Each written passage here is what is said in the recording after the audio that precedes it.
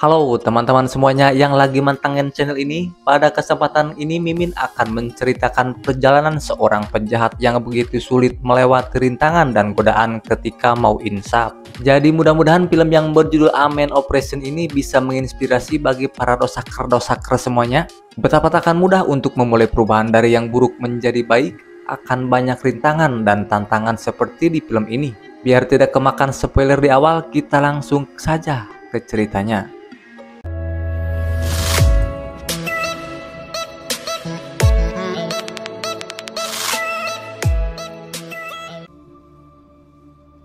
Kisah diawali dengan keluarnya seorang napi yang sudah habis menjalani masa tahanannya dari penjara selama 10 tahun bernama Song Hyuk. Di mana di luar dia mendapati paket sebuah mobil dan peralatan untuk memulai kembali hidupnya dari seorang bos mafia tempat dahulu dia bekerja.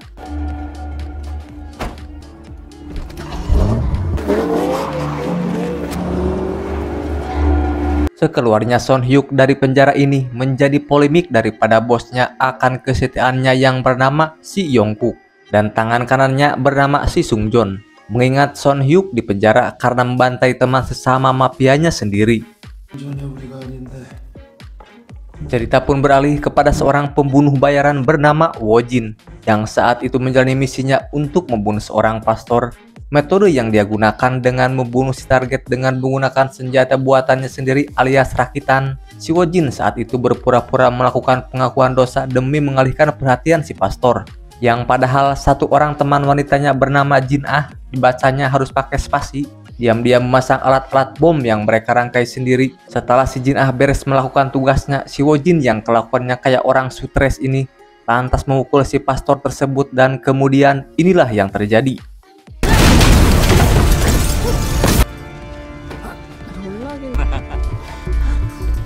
Cerita pun kembali ke Song Hyuk. Dia mengunjungi sebuah apartemen untuk menemui pacarnya yang tidak bertemu selama 10 tahun. Dari pacarnya yang bernama Minru ini, dia menemukan fakta bahwa sebelum dia dipenjara ternyata pacarnya mengandung akibat kondom bocor. Dan kini dia merawat putrinya yang sudah berusia 10 tahun bernama Renpei. Menyadari dia sudah menjadi seorang ayah, ada rasa terharu dan menyesal dalam diri Song Hyuk. Ditambah pacarnya juga bilang bahwa dia tidak akan menerima Song Hyuk kembali sebelum dia meninggalkan profesi lamanya sebagai mafia. Lantas dia pun merenung dan mengingat kembali kejadian masa lalunya di saat dia membantai para anggota gengs di sebuah klub malam yang menyebabkan dia mendekam di penjara selama 10 tahun.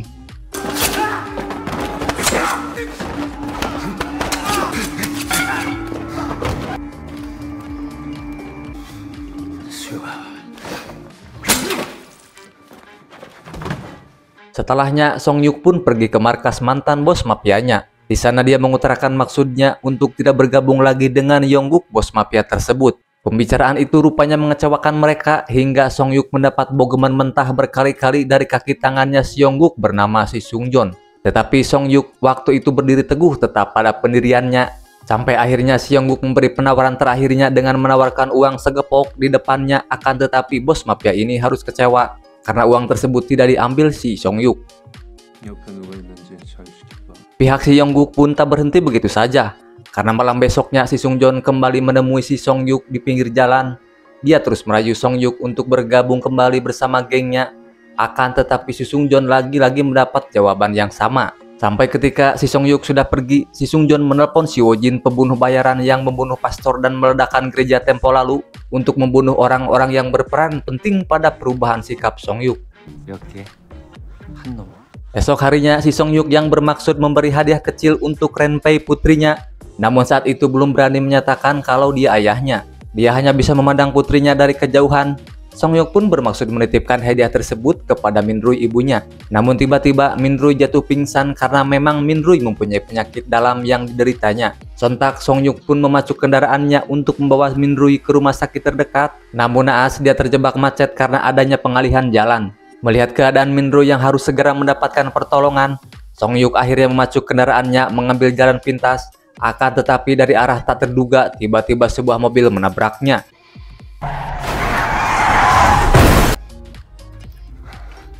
Atas kejadian itu, Minrui mengalami benturan dan pendarahan yang hebat, yang memang tabrakan itu sengaja dilakukan oleh si Wojin dan si Jin Ah atas perintah si Sungjon waktu lalu.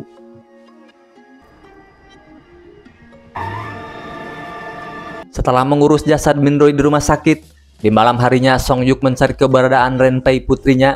Berbekal HP-nya almarhumah sang pacar, waktu itu dia menemukan Renpei. Akan tetapi tiba-tiba Si Woo-jin datang kembali dan memberondongnya dengan senjata berpeluru paku. Di saat Si Woo-jin sedang memburu Song Hyuk itulah, si Jin Ah menggunakan kesempatan itu untuk mengincar Renpei putrinya di dalam apartemen. Di sisi lain, Si Woo-jin yang mengincar Song Hyuk dengan senjatanya akhirnya harus tumbang dibogem sama si Song Hyuk. Hingga akhirnya si Song Hyuk berhasil meringkus Si Woo-jin, si pembunuh bayaran, yang kali ini harus mengakui kalau targetnya tak kalah brutal darinya.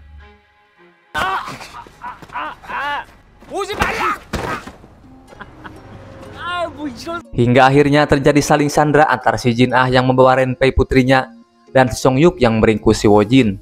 Waktu itu si Song Hyuk meminta Renpei untuk dibebaskan dengan cara pertukaran sandera. Namun Jin Ah yang sepertinya punya rencana lain tidak menyetujui pertukaran itu. Dia berdalih harus tetap membunuh Song Hyuk dengan cara apapun.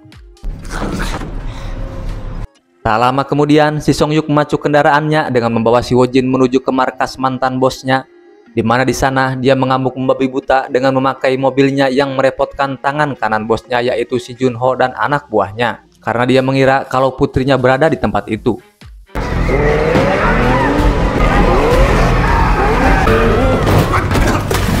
Di tengah perseteruan itulah si Song Hyuk kemudian menanyakan keberadaan Renpei putrinya kepada si Junho. Namun si Junho meyakinkan bahwa dia tak mengetahui keberadaannya.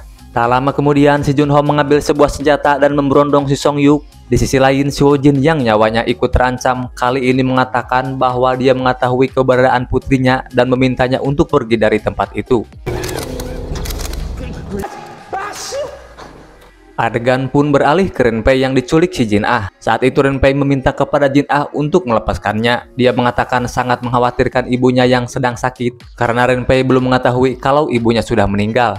Tak peduli dengan permohonan Renpei, si Jin Ah kemudian mengurung Renpei sambil mengancam untuk tidak berbuat macam-macam apalagi kabur, karena dia memiliki anjing pengawas yang akan menerkamnya apabila Renpei berusaha kabur.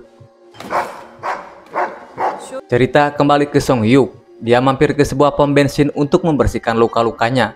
Tanpa dia sadari, Si Woo-jin menggunakan kesempatan itu untuk keluar dari mobil dan melepon si Jin Ah untuk mengabarkan posisinya. Sampai akhirnya Song Hyuk pun datang dan tak lama kemudian mendapat telepon dari si Jin Ah untuk melakukan pertukaran sandera di tempat yang ditentukan.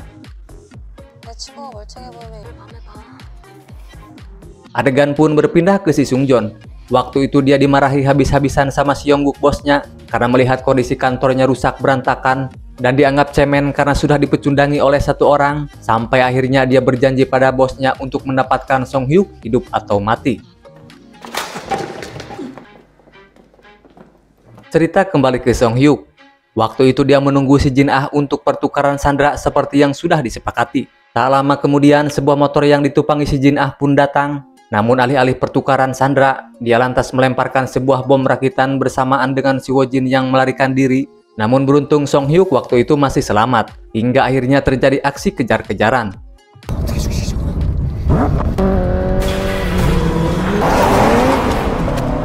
Dalam aksi kejar-kejaran itulah si Woo-jin beberapa kali melemparkan bom yang dirakit si Jin Ah. Namun beberapa kali juga Song Hyuk bisa menghindarinya. Sampai pada suatu kesempatan Song Hyuk berhasil menjebak kendaraan mereka hingga akhirnya dua pembunuh bayaran ini terjatuh dan diberangus sama Song Hyuk.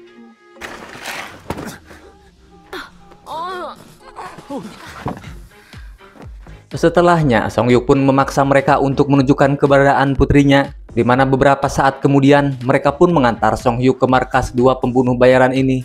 Namun di sana si Woo-jin mendapati anjingnya si Jin Ah sudah tergeletak mati di luar. Yang mana setelah masuk ke dalam ternyata itu adalah perbuatan anak buahnya si Junho yang bernama Duyok, yang bisa dibilang dia adalah algojonya si Junho. Tanpa kompromi si Duyok pun kemudian menghantam si Woo-jin hingga sampai ambruk, yang kemudian terjadi duel antara Song Hyuk dan algojonya si Junho ini. Saling baku hantam pun berlangsung alot antara keduanya hingga sampai si Duyok terkena tusukan besi dari si Woo-jin dari belakang.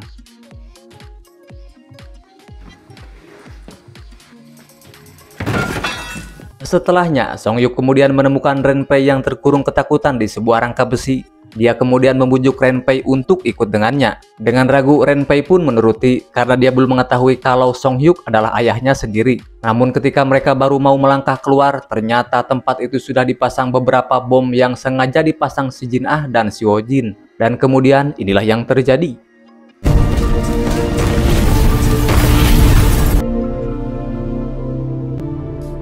Beberapa saat kemudian, sebuah mobil yang ditumpangi si Ho Jin dan si Jin Ah keluar dari tempat itu. Waktu itu mereka berencana untuk liburan ke Amerika karena mengira misinya membunuh Song Hyuk sudah selesai. Namun tiba-tiba kendaraan mereka mogok pas di perempatan jalan. Entah apa penyebabnya, di mana beberapa saat kemudian tiba-tiba mobil mereka ditabrak sebuah mobil dari arah samping. Dan ternyata hal itu disengaja dilakukan oleh si Junho karena dia mengira penumpang di dalamnya adalah si Song Hyuk. Melihat si Junho saat itu, si Ho Jin meminta upah yang belum dibayarkan dari membunuh Song Hyuk. Namun si Junho malah menodongkan senjatanya, tapi kalah cepat oleh tembakan senapan paku si Jin Ah.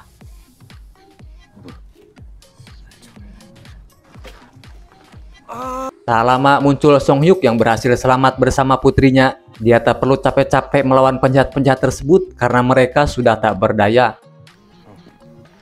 Yang mana di akhir cerita Song Hyuk pun menjalani kehidupan baru bersama Renpei putrinya. Sekaligus Mimin mau cabut. Yuk ah, go lawyer. Tamat.